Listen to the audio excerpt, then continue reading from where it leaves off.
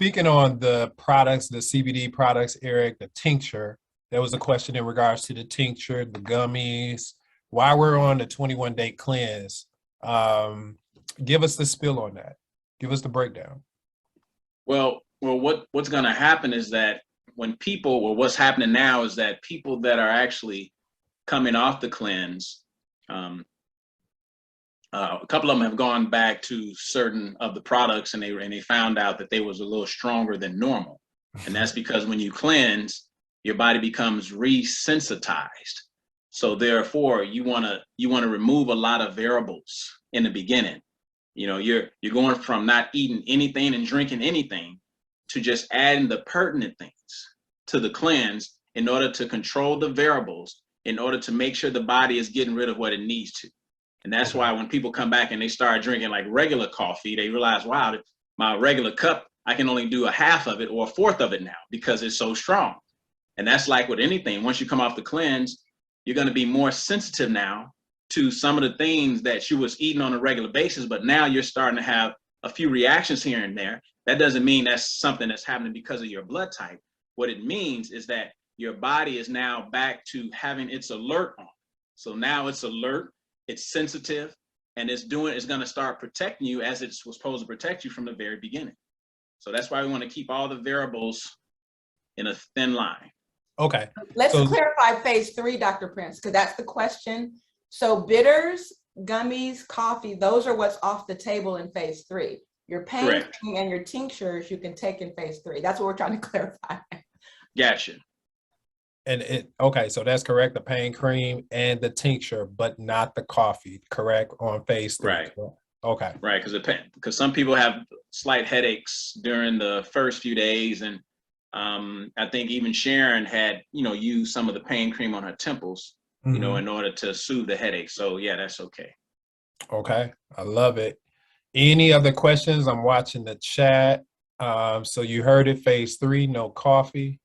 And you heard that actually once you come off of phase 3, some of the symptoms of, we heard that someone, Dr. Eric, had passed information that their blood pressure may have went up after maybe taking some products, maybe taking the coffee.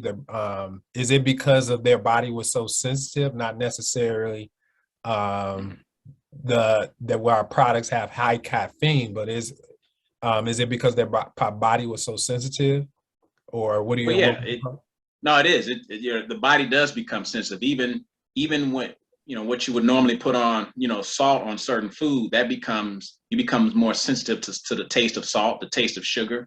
Your whole body becomes resensitized. So that's why it's important, not to go back to you can't go back to the old amounts, the old measurements, the old way of eating, because your body's in a new place. So now that's when you want to investigate your blood type, because now you can investigate foods and you can ascertain if they are compatible or if they're not compatible, because even the blood type diet, you have to test it yourself. Some things may be exceptions on there, but for different people. Got it. So it's pretty much makes sense of what Dr. Rita have always pretty much said is like starting all over, start from the beginning, start low and start slow. Right. Then this is what we mean by resetting your system. Because if we don't reset our systems, they crash. And that's what's happening. Our systems are crashing. So if we don't reset it, this is a process of resetting the immune system, the digestive system, and resetting just your mind itself. This is a redemption. So it's like a redemptive process, to be perfectly honest with you. We're redeeming this body from all the stuff that we didn't know and all the damage that we've done to it. Okay.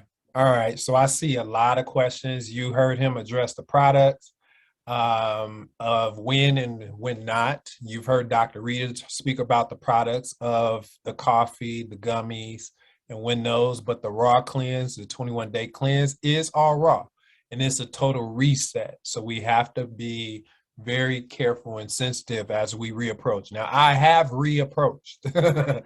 I've had my pre-rolls, and I tell you, Eric is 100. I asked him a question so it wouldn't just be from my perspective, but my pre-roll, my tincture, I love it even more because now it only takes it takes a little bit, and my body is absorbing it.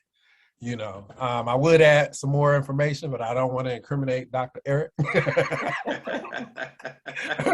Because his system is sensitive as a baby, y'all. But let's see. I saw one it really stuck out. Just to throw it out there because we are talking about blood type. So for blood type A, I like this one. Now, I'm a blood type B positive. Now, I know I can have catfish, but just, because this person Rashawn is acknowledging it. He said, for blood type A, why is catfish not good? Now, that's a good one. I can't answer that. What you got? Well, first of all, I got to come from this. I got to come from this perspective. You set yourself up for this question. No, I didn't ask the question, though. No, I'm not saying you. I'm talking to okay. who was his name, Rashawn? I want to make sure I'm addressing the right person. First of all, catfish was never allowed, even from scriptural times. It was always a scavenger. And one, it doesn't matter if you're blood type AB or AB. The fact is that catfish is a bottom feeder. Okay. And so it may be okay to some blood types, but not okay to the other ones. But nonetheless, even it's saying, why are we going plant-based for your blood type when there are certain meats that are okay for blood type O? You see what I'm saying? What we're doing is we're shifting people towards that which is going to give them the cleanest body.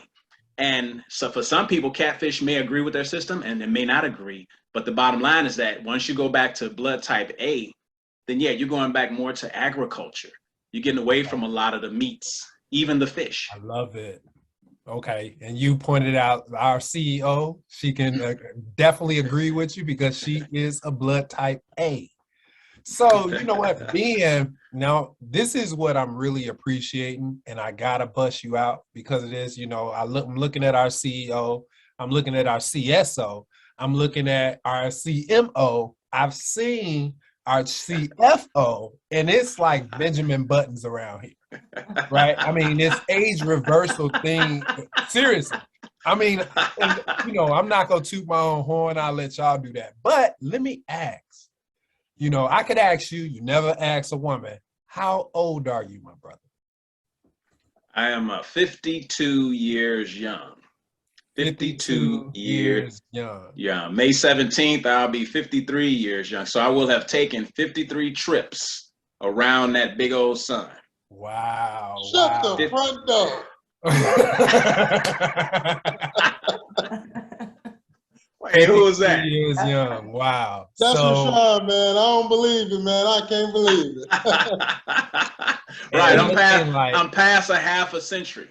But I'm like he did, you all, when we were in college. And like I say, you see Dr. Rita, you see Melissa Boston, you see Phyllis Nash, you see every, Senator Pat, you see all, and they are killing it.